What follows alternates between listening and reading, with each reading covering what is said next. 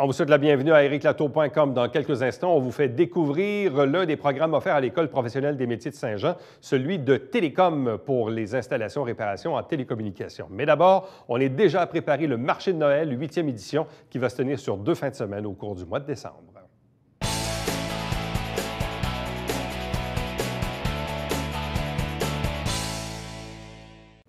C'est déjà le moment de vous parler de la 8e édition du marché de Noël, ici même à Saint-Jean-sur-Richelieu. Encore une fois, sur 2 fins de semaine, c'est-à-dire le 9, 10 et 11, vendredi, samedi, dimanche, et la suivante, le 16, 17 et 18 décembre, au marché public ici sur la place du marché. 2 invités pour en parler. D'abord, Catherine Hamel, directrice générale de la Société de développement du Vieux-Saint-Jean. Bonsoir. Bonsoir. Accompagnée de Mélissa Denicla, qui est coordonnatrice communication et projet à la Société de développement. Bonsoir et bienvenue. Bonsoir. Bon, évidemment, le marché public et le marché de Noël, depuis sa fondation, a été géré et organisé par l'Association des maraîchers.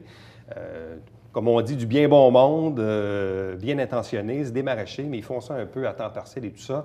Vous, évidemment, vous êtes dans l'organisation d'événements, vous avez une permanence, vous avez un bureau et tout ça, vous avez les infrastructures. De quelle façon ce mandat-là est-il tombé dans la cour de la Société de développement? Je dirais que c'est arrivé, on commençait à y réfléchir à l'édition précédente. Donc, la dernière édition, on était un comité de travail qui a travaillé sur le marché de Noël, puis on savait que les gens qui s'impliquaient dans le marché de Noël avaient annoncé qu'ils ne reviendraient pas pour cette année, donc M. Perron et l'Association des maraîchers. Donc, après le départ de M. Perron, l'Association des maraîchers a aussi confirmé qu'il n'y avait pas nécessairement les ressources pour produire un marché de Noël, parce qu'on ne se le cachera pas, là, il y a quand même beaucoup de choses à faire pour livrer un bel événement. Et puis, par automatisme, bien, la Société du Vieux-Saint-Jean a été interpellée. C'est un événement qui est dans le centre-ville. Ça se passe pendant une période où c'est pas hyper actif dans le centre-ville. Fait que l'opportunité était là. Ça tombe dans nos cordes quand on parle d'animation, développement économique, attirer des gens au centre-ville. Donc, comme je le disais en introduction, du bien bon monde, bien intentionné, puis du monde aussi qui malheureusement vieillissent. Là. Puis même, je parlais avec M. Perron, elle disait là, on ne rajeunit pas, là, ça vient lourd à porter. Toute cette toujours logistique, de façon bénévole. L'organisation, de façon bénévole et tout ça. C'est très, très, très demandant. En plus de ça, quand on a regardé dans les dernières années, il y a eu toutes sortes de températures. Et parfois, il y a eu des froids sibériens où on se demandait comment les gens survivaient. Puis il y a tout un élément aussi avec l'installation, pour couper les vents, avoir un peu de chauffage et tout ça. Il y a beaucoup de logistique. Mais en même temps, oui, là, vous le voyez. Hein, mais en même temps, c'est magique. Oui. Parce que des événements l'hiver dans le centre-ville, il n'y en a pas tant que ça. La place du marché, c'est un actif. Marché de Noël, puis il y a beaucoup entre autres à Longueuil ou même ailleurs, il y en a beaucoup qui font les marchés de Noël. C'est une nouvelle tendance. On en voit de plus en plus. Plein de petites villes, centre-ville, ou même les endroits qui n'ont pas les installations physiques vont s'en créer pour faire une animation parce que, comme vous dites, l'hiver, c'est pas facile de faire sortir les gens. Donc, des activités comme ça amène les gens à venir voir le Vieux-Saint-Jean. Bon. Mélissa, vous avez procédé à un appel de candidature. Parce que là, ce que je comprends, c'est que vous aviez 35 emplacements à combler, mais vous avez reçu à peu près quoi, 80 candidatures? Oui. En fait, cette année, ce qu'on voulait faire, c'était, pour mettre dans le contexte, on s'est entouré d'organismes de la région. Donc, nous, la Chambre de commerce, ainsi que le Conseil économique et tourisme du Haut-Richelieu. On a fait cet appel de candidature-là et on a monté vraiment des dossiers de candidature pour vraiment assurer un respect, une transparence envers tout ça, puis surtout peut-être une structure aussi, parce que nous, on reprend le marché, mais on voulait mettre nos couleurs au travers de tout ça. Donc, effectivement, on a reçu à peu près 80 candidatures et on en choisissait une quarantaine. Donc, c'était vraiment la moitié. La moitié. Et quels ont été, dans le fond, les critères qui vous ont permis de choisir un plutôt que l'autre? Là, ça devient parfois déchirant, je présume, parce que je constate qu'il y a le 2 tiers des exposants qui proviennent de la région et l'autre tiers, majoritairement des maraîchers. Qui sont déjà là en cours d'année, puis qui parfois viennent un peu plus de l'extérieur. Mais quels ont été les critères? Bien, entre autres, au niveau de l'accessibilité, au niveau du prix, aussi de la disponibilité durant les 2 fins de semaine Il y avait, vous pourrez m'aider peut-être un peu aussi. L'originalité du produit, s'il est recherché. Donc, question de se démarquer aussi, d'aller chercher des choses qu'on ne voit pas à tous les jours. Bien sûr, le fait que s'il était dans la région, c'était un des critères. C'était pas un critère automatique de sélection, mais c'était un critère de. C'était dans les priorités, oui. Si on avait une égalité, surtout, c'était souvent ceux qui étaient. Qui faisait la préférence. Oui. La préférence. Mais la diversité des produits, c'est important. On ne peut pas avoir 35 kiosques qui vendent des tartes au sucre. Non. Exactement. Tout à fait. C'est de la diversité, avoir un équilibre. Souvent, quelque chose qui revient beaucoup, c'est les bijoux. Donc, mais en même temps, quand on parle de bijoux, il y a tellement d'idées de création que faut faire un choix. Comme vous dites, des fois, des choix déchirants, mais en même temps, on veut de la diversité. Bon, je vais les nommer en rafale parce que je trouve ça quand même important que les gens puissent un peu visualiser qui va être là. Alpaga des Mondes Enchantés, d'ailleurs, on les reçoit en entrevue cette semaine. Artaud, Bijoux Bleu Legault, Bois Saint-Cyr, Bois Gourmand, Boulangerie Bissonnette, C'est Local, Canard et compagnie, Carole Guy Bijoux, Chantal Cheng avec ses rouleaux impériaux, Chocolat OC10, Cidrerie Verger Les Hauts-Boutins, Confection Mystique, Des idées plein la tête, Divine Olive, Entrepôt de fourrure Saint-Jean, Ferme Dany Surprenant et Filles, Fromagerie des Cantons, Joanne Skelling, La Maison Piole, La Lumière Joaillerie, Le Thé d'Oréa, L'Envol du Richelieu, Les Cacheminats de Sylvie, Les Délices de Mémé Dora, Marc-André Roy, Musée du Richelieu, Passion Couture, Resto Belgo, Roland Vachon, Savon à la coupe, Sur le chemin des Alpagas, Tactile Création Textile, 13 chocolats et une idée. Donc, dans le fond, on a un peu de tout là-dedans. Là. Exactement. Donc, on retrouve autant de l'agroalimentaire que des cadeaux, des bijoux. Il y a vraiment une belle diversité au niveau de l'offre.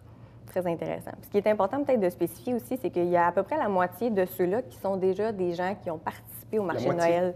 Près de la moitié qui ont déjà participé au marché de Noël, peut-être pas nécessairement l'année passée, mais dans les années précédentes aussi. Donc, c'est une grande majorité des habitués. Bon. Comme je le disais tantôt, c'est sur 2 fins de semaine, vendredi, samedi, dimanche. Le vendredi, c'est de 17 à 21 h et le samedi, dimanche, de 10 à 18.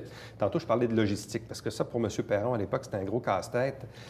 Nous, c'est plaisant, puis on y va 1 heure, puis c'est fini. Mais ceux qui sont là pendant 3 jours et à se faire geler là, les pieds et les mains, c'est pas nécessairement évident parce que c'est pas tellement isolé. C'est un défi, c'est vraiment un défi parce qu'on est dépendant de la température. Donc, autant l'été, on est dépendant s'il pleut, s'il fait beau, que l'hiver, bien, est-ce qu'il fait froid, est-ce qu'il neige? Oui, on est à l'abri, mais il manque toujours d'isolation. Puis c'est une installation temporaire, donc on ne peut pas tant isoler l'endroit que ça. Donc, c'est le chauffage. On a fait des démarches cette année pour voir est-ce qu'on pourrait installer un autre système de chauffage, mais souvent, c'est quand même très coûteux. C'est des installations assez dispendieuses pour quelque chose qui dure sur 2 week-ends. Donc, c'est un peu le même concept que dans des années passées, mais on va rajouter du chauffage d'appoint aux entrées à certains endroits stratégiques pour rendre ça agréable et confortable. Bon. Quand même, quand on regarde les statistiques, c'est quoi? C'est 5 000 personnes, c'est ça? 5 000 visiteurs qu'on a eu environ là, dans les dernières éditions. C'est quand même du monde, là. Oui. C'est sûr que c'est au total 6 jours qui amènent des gens, puis on espère en avoir encore plus cette année, que ce soit par la programmation, la diversité, ces choses-là. Mais oui, c'est beaucoup de gens qui passent, comme tu dis, des fois 1 heure, 2 heures. Les gens viennent faire leur visite, ils en parlent aux voisins, ils en parlent à des amis. Ça amène de l'achalandage. Oui, tout à fait. Mais moi, je trouve, c'est peut-être une interprétation, mais tu sais, quand je regarde 20 000 personnes qui ont débarqué samedi dernier dans le Vieux-Saint-Jean, je me dis qu'en quelque part, les activités du 350e, que ce soit mon Vieux-Saint-Jean la nuit ou la boum qu'il y a eu à la fin août, ça recrée comment je dirais, pas le prétexte, mais l'habitude de revenir. Oui. Donc, je me dis, quelqu'un dit, c'est vrai, on est allé pour ça, on est allé pour ça. Donc, on rebâtit le réflexe de revenir et de redécouvrir le centre-ville. C'est le sentiment d'appartenance, veut pas qu'on est en train de rebâtir. Puis, c'est une fierté, notre centre-ville, il y a beaucoup d'investissements qui s'y font, puis il change de couleur. La rue Champlain est rouverte, là. Oui. Faut le dire. La rue Champlain est rouverte. Bon, en termes d'activité et d'animation, ça va ressembler à quoi? Bien, en fait, à la base, surtout, nous, on voulait mettre nos couleurs. Puis nous, notre force, c'est l'animation aussi. Donc, il va y avoir une belle programmation tout au long de l'événement. Que vous veniez le vendredi, le samedi ou le dimanche, il y a des activités qui s'y passent. La traditionnelle chasse au lutin revient le samedi. Ouais. Donc, les gens pourront prendre leurs feuilles et déambuler vraiment là, dans les rues du Vieux-Saint-Jean à la recherche des lutins. Ça, c'est pour le samedi. Les vendredis soirs sont meublés majoritairement par de la musique, entre autres. Le premier vendredi soir, on fait ça un peu plus gros parce qu'on veut faire un lancement à l'animation. Donc, il y aura les caroles de Noël, un trio a cappella qui va venir. Ensuite de ça, il va y avoir, au courant de la fin de semaine, un autobus où à l'intérieur, on pourra aller écouter des conteurs, nous raconter des belles histoires. Okay. Sinon, au niveau de l'animation aussi, il va en avoir à l'intérieur du musée. Donc, pas du musée, mais je veux dire du marché, où il y aura de l'animation de ce côté-là. Et aussi de la musique. Donc, autant Thomas Hutchison en jukebox, qui pourra vous chanter votre musique de Noël préférée, que d'autres chansons. Et on est toujours aussi avec des exposants à l'intérieur et à l'extérieur dans le bâtiment du musée. Dans le bâtiment du musée, comme aux abords. À l'avant du marché de Noël aussi, il va y avoir un aménagement qui est installé là, donc un espace un point de chaleur pour aller se reposer si on veut. Il va y avoir un décor qui est installé. Et au niveau de la programmation, comme Mélissa disait, la journée du lancement, donc le premier vendredi, on va aussi avoir une calèche qui va se promener dans le Vieux-Saint-Jean, donc en soirée. Fait que ça, c'est le fun. On va l'avoir aussi le dimanche de jour, mais les vendredis soirs, ça va être quelque chose d'intéressant avec le sapin de Noël, toutes les lumières qui sont installées dans le centre-ville. Je pense que ça va être quelque chose d'agréable à vivre. Puis, on a mis aussi beaucoup d'emphase cette année sur le décor, l'ambiance, donc créer des éléments pour vraiment amener la magie de Noël. Donc, quelqu'un qui veut juste se mettre dans l'ambiance, bien, il peut venir au marché de Noël, puis ça va faire le travail. Bien, en même temps aussi, ce qui est intéressant de voir, c'est que, bon, comme je le disais, les gens reprennent le réflexe de venir dans le centre-ville et tout ça, c'est bien. Ça crée de l'activité et visiblement, si le marché en est rendu à sa 8e année et si effectivement vous avez eu 80 inscriptions sur 40 places disponibles, c'est donc que les gens font des bonnes affaires puis qui sont quand même relativement contents et satisfaits du résultat. C'est qu'il y a un intérêt aussi. C'est tellement une belle activité, justement, comme Catherine disait, pour se mettre dans l'ambiance, juste avant les fêtes, trouver les derniers cadeaux, encourager l'achat local. Donc, c'est tellement une belle activité. Alors, Marché de Noël, 8e édition, Place du Marché, les 9, 10, 11, 16, 17, 18 décembre, vendredi, samedi, dimanche sur 2 fins de semaine. Donc, le rendez-vous est bien sûr lancé. Merci beaucoup. Merci beaucoup. Restez avec nous puisqu'au retour, on vous fait découvrir le programme de télécommunications, ce qu'on appelle les télécoms, à l'École professionnelle des métiers de Saint-Jean.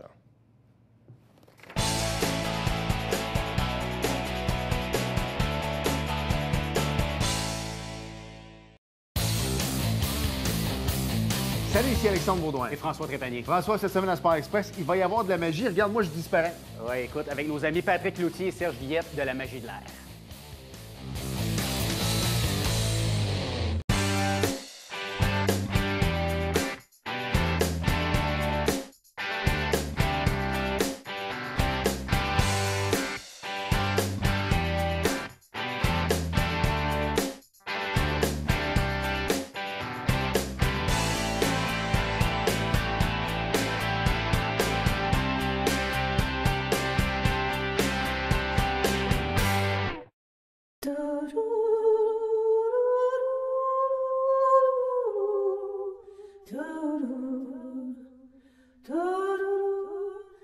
Coulisses Bêta, jeudi, 19h.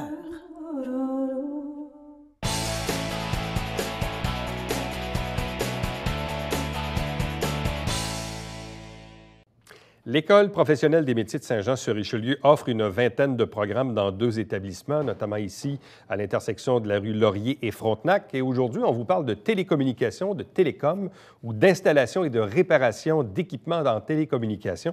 2 invités pour en parler, les enseignants du programme. D'abord, François Beaupré. Bonsoir à vous. Bonsoir. Accompagné de Jean-Philippe Gagné. Bonsoir et bienvenue. Bonsoir. Bon, le programme de télécom, puis d'ailleurs, vous nous avez amené quelques équipements avec lesquels vous travaillez et lesquels vous enseignez. Le programme de télécom, c'est 1800 heures, donc c'est 2 années de scolarité pour avoir son diplôme d'études professionnelles, son DEP. Expliquez-nous un peu, vous avez combien d'élèves, combien de groupes, comment ça se déroule? Bien, en fait, on a organisé notre programme de manière à ce que c'est 1800 heures, mais il n'est pas réparti également sur 2 ans, en ce qui a trait aux groupes qui commencent en août. Donc, on a les groupes qui commencent à la mi-août, font 1100 heures la première année, puis 700 heures la deuxième année, de manière à être disponibles pour être employés au début avril, au moment où les parce que tous les gens qui vont terminer en télécommunication, ils vont être engagés dans des entreprises et vont devoir être formés spécifiquement pour les besoins. Et souvent, beaucoup de pour ne pas les nommer, les Bell et les Vidéotron de ce monde, eux, le gros rush a lieu en juin. Et c'est pour ça qu'on a besoin qu'ils soient libérés avant, nos élèves, pour être formés pour ces compagnies-là quand ils en ont besoin. Donc, c'est la première chose qu'on doit savoir pour ça. C'est un programme de 16 heures, comme vous avez dit, sur 2 ans quand même. Le programme dure quand même 2 ans. Puis, on a des groupes de 22 élèves. On débute à 22 élèves. C'est un programme, c'est ça. Puis là, on a un projet qui là, on compte partir un groupe. C'est nouveau cette année, à la mi-février. Donc, celui-là, ça serait un groupe qui finirait en décembre, on commence à penser loin, là, en décembre 2018. Ça, c'est un projet qu'on a. Là, puis il y a encore des places pour ce groupe-là, mais on est parti pour avoir un nouveau groupe qui va partir à la mi-février. Bon, on est vraiment à l'ère des télécommunications depuis peut-être, oui, une quarantaine d'années, mais disons de façon accélérée avec l'arrivée des cellulaires, évidemment, fin 80, début 90. Et l'Internet, et aujourd'hui, tout le monde veut avoir un service télé impeccable, haute définition. On veut avoir un Internet extrême haute vitesse. On a des Wi-Fi à la maison parce qu'on a à peu près 15 périphériques de brancher dessus. Bref, on est vraiment à l'ère de ça. Donc, je présume que c'est une industrie qui est en ébullition en ce moment. Donc, il y a des besoins là-dedans. Oui, bien, comme je m'amuse à dire aux élèves, tant qu'on va avoir des ordinateurs et des téléphones, on va avoir besoin de télécommunications, on va avoir besoin de techniciens. Fait que c'est sûr que c'est une carrière qui a énormément d'avenir. Puis justement, comme vous dites, à cause des besoins croissants de bandes passantes, de services, d'Internet des objets, justement, qui fait beaucoup jaser en ce moment, on a besoin de toujours une meilleure infrastructure, donc des appareils qui ont besoin d'être remplacés. Fait que c'est à long terme aussi comme emploi. Là. Est-ce que vous voyez dans cette industrie-là une augmentation des besoins? Est-ce qu'il y a une création d'emplois? Bon, on parle beaucoup de Bell et de Vidéotron, mais il y a beaucoup d'autres compagnies aussi, toutes les compagnies de cellulaires, entre Absolument. autres. Mais est-ce qu'il y a une augmentation du nombre d'emplois dans cette industrie-là? En tout cas, je peux vous dire que les employeurs nous appellent. Comprenez-vous que nous autres, par exemple, on a fait des portes ouvertes cette semaine à l'école. Puis, une des particularités, c'est qu'on n'a pas eu de misère à avoir 4 exposants, mais dans nos cas, nos exposants, c'est des exposants employeurs qui sont venus avec des offres d'emploi pour... Donc, nous, vraiment, on est appelés par les employeurs parce que la demande est là. Pour toutes sortes de raisons. Un, comme c'est un domaine en croissance, il y a toujours des choses. Ça, il y a le fun avec un emploi comme ça, comme dit Jean-Philippe, c'est un emploi qui est toujours en évolution. Donc, les compagnies sont toujours en train de mettre à jour. Donc, on a toujours quelque chose à faire. Puis en plus de ça, c'est pas un métier qui peut être exporté. C'est pas du manufacturier. Hein? Donc, il faut que le travail soit fait ici. Donc, nous autres, ça fait que donc, les infrastructures doivent être toujours mises à jour. Donc, puis, en tout cas, la croissance, pour l'instant, nous, on voit que la demande est là. Et ce programme en télécom, est-ce qu'il est offert à plusieurs endroits au Québec? Nous, ici, en Montérégie, est-ce que vous êtes les seuls? On est les seuls en Montérégie. Le programme est offert à 5 endroits en français, un endroit en anglais. Mais nous, notre territoire, honnêtement, c'est toute la rive sud. Toute la rive sud de Montérégie. Montérégie, mais moi, j'ai des gens qui viennent de Sherbrooke, j'ai des gens qui viennent de Granby, on a des gens qui viennent de très loin, là, parce que c'est pas offert nulle part ailleurs. C'est nous, tu sais, l'emploi est là dans notre cas. Le problème, c'est que ce pas des programmes qui sont beaucoup connus, comme il y en a d'autres, l'EPM, et pourtant, la demande pour le personnel est là. Bon, Jean-Philippe, c'est quoi les équipements que vous nous avez amenés ici? Je vais commencer par le premier, parce que moi, c'est celui qui m'interpelle le plus. C'est ce gros bidule ici. Là. Ça, c'est une antenne point à point pour faire une connexion IP sans fil. Donc, c'est du Wi-Fi, tout simplement, sur le 5 GHz, mais c'est pour couvrir des très longues distances. Là. Donc, c'est comme un gros Wi-Fi. Oui, mais commercial. Industriel, commercial. C'est ça. Pour faire, justement, comme vous mentionnez, plusieurs appareils. On augmente en infrastructure, donc ça, c'est fait pour pouvoir offrir là, beaucoup plus de bandes passantes que ce qu'on pourrait avoir à la maison. Et ça a une portée sans fil de combien? C'est plus que 10 km qu'on peut faire. Donc, c'est un gros Wi-Fi de 10 km. Linéaire, par exemple. Ça, c'est un point à point, par exemple. C'est un point. C'est pas comme un bridge. Là, un bridge. C'est un bridge pour aller raccorder un endroit qui serait plus loin. Exactement. Bon. Ensuite, les autres appareils que vous avez ici sur la table. Ça, c'est un appareil pour faire des tests de fibre optique. Vous pouvez le prendre dans votre main? Oui. Pour le présenter. Faire un appareil, des tests de fibre optique. Ça roule sous Windows, étonnamment, même qu'il y a le jeu des mineurs dessus qu'on peut... mais c'est ça, c'est un appareil pour faire des tests de fibre optique pour vérifier si les fusions de fibres sont correctes, parce que c'est c'est une technologie qui est vraiment particulière. Ça relève quasiment de la science-fiction parfois. On doit observer avec un petit microscope dans la fibre, voir s'il y a des grains de poussière. Ça prend pas grand-chose, là. Ça prend pas Parce que grand-chose. même de la fibre optique, là, vous l'avez amené ici, là. Oui. Ça a l'air assez banal, ça a l'air d'un fil, Ça, il faut comprendre que c'est de la lumière qui... C'est de la lumière qui passe là-dedans. C'est là, ça. la Un fil, vitre. c'est de la vitre. Le conducteur, c'est de ça. la vitre. Et c'est microscopique, là. C'est microscopique, qu'un c'est cheveu. beaucoup plus petit qu'un cheveu. Beaucoup plus petit qu'un Mais il cheveu. passe beaucoup d'informations là-dedans. Tout à fait. Plus que 100 gigabits seconde, facilement. 5 gigabits. 100 gigabits. 100. 100 gigabits, là, ça veut dire 100 milliards d'impulsions à la seconde. C'est comme un film moyen là, qu'on pourrait écouter sur Netflix, mais c'est comme si on pouvait en écouter environ 25 en une seconde. Wow. Juste là-dedans. Juste là-dedans. Puis et c'est important, effectivement, que pour que ça fonctionne bien, il faut que tout ça ait été bien calibré, tous les connecteurs soient bien faits, tout ça. Parce que s'il y a une erreur dans la chaîne, en quelque part, C'est ça. soit que ça ne marche pas ou qu'on est ralenti par le plus faible maillon de la chaîne. Ouais. Le goulot d'étranglement. Le Donc, goulot d'étranglement. Le plus lent appareil dans la chaîne, ça va restreindre toute la chaîne au complet. Et les autres équipements qui sont un peu à votre extrémité ici, Ça, c'est un appareil qui est qui est exclusivement dédié à de la câblodistribution. Parce qu'en gros, dans le DEP en télécommunication, il y a comme 3 spécialisations. La première spécialisation, c'est la téléphonie d'affaires, téléphonie résidentielle. Avec ça, on inclut aussi tout justement l'infrastructure fibre optique, l'infrastructure réseau. On connaît ces oui, câbles-là, les fameux effectivement. câbles.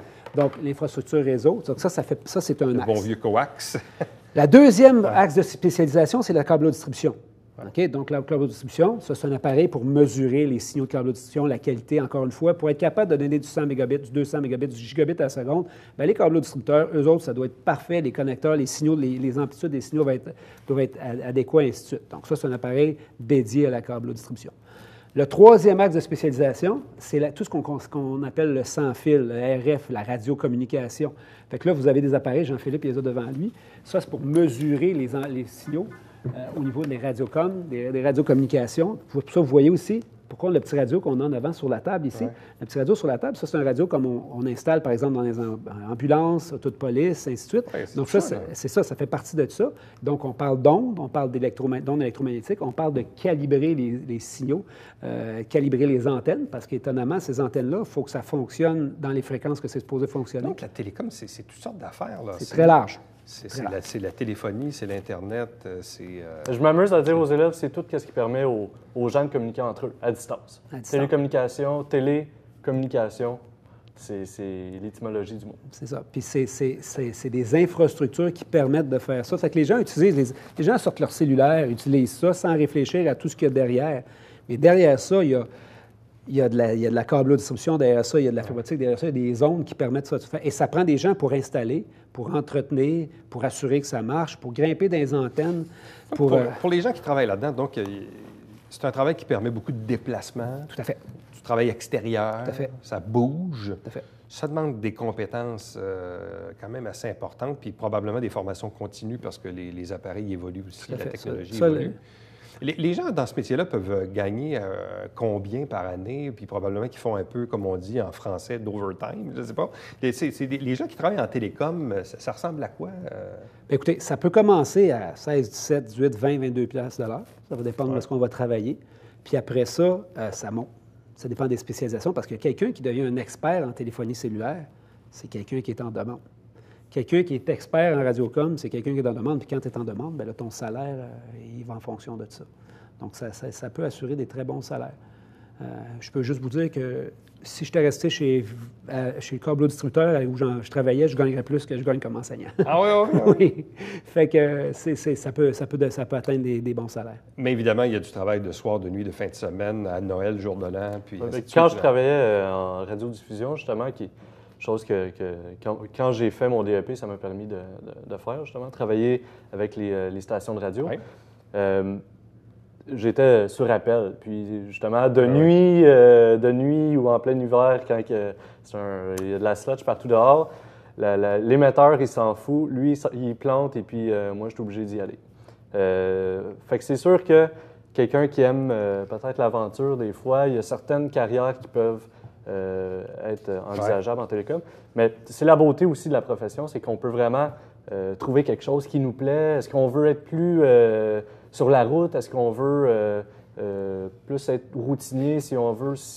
Il y a vraiment pour tous les goûts. Là. Donc, actuellement, les groupes, c'est 22 par groupe. Ouais. Vous avez combien de groupes? On a un groupe en première année, un groupe qui est de finissant. Donc, présentement, on a 2 Donc, ça veut groupes. dire qu'à chaque année, vous n'avez que 22 nouvelles places. On a 22 nouvelles places. Bien là, cette année, c'est comme je dis, c'est exceptionnel. Pas exceptionnel, mais on essaie de commencer quelque chose de nouveau. Ouais. C'est-à-dire partir d'un groupe de plus une fois aux 2 ans, un 22 aux 2 ans de plus. Donc, on commencerait au mois de janvier.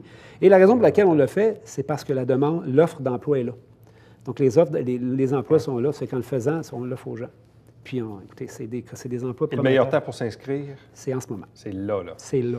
Donc, s'il y a des jeunes qui nous regardent en ce moment, ou même, je dis des jeunes, mais dans certains cas, il y a des gens qui décident de refaire, de changer Absolument. de carrière. Là. Écoutez, nous autres, en formation professionnelle, puis l'avantage d'avoir une formation qui est plus courte, comme on a en formation professionnelle, c'est que si quelqu'un est en réorientation, bien, regarde, je suis capable de faire 1 an et demi, 2 ans, puis garder, moins que dans tous les cas, c'est moins de 2 ans, puis pas juste notre DEP, tous les DEP. Dans tous les cas, c'est moins de 2 ans.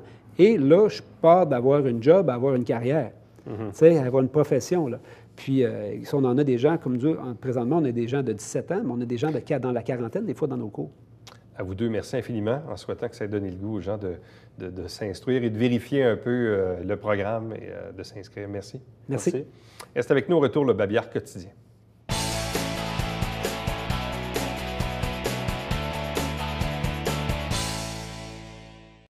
Question d'honorer la paranageuse olympique gagnante de plusieurs médailles, Aurélie Rivard. On a installé et inauguré une plaque commémorative à la piscine du complexe sportif Claude Raymond.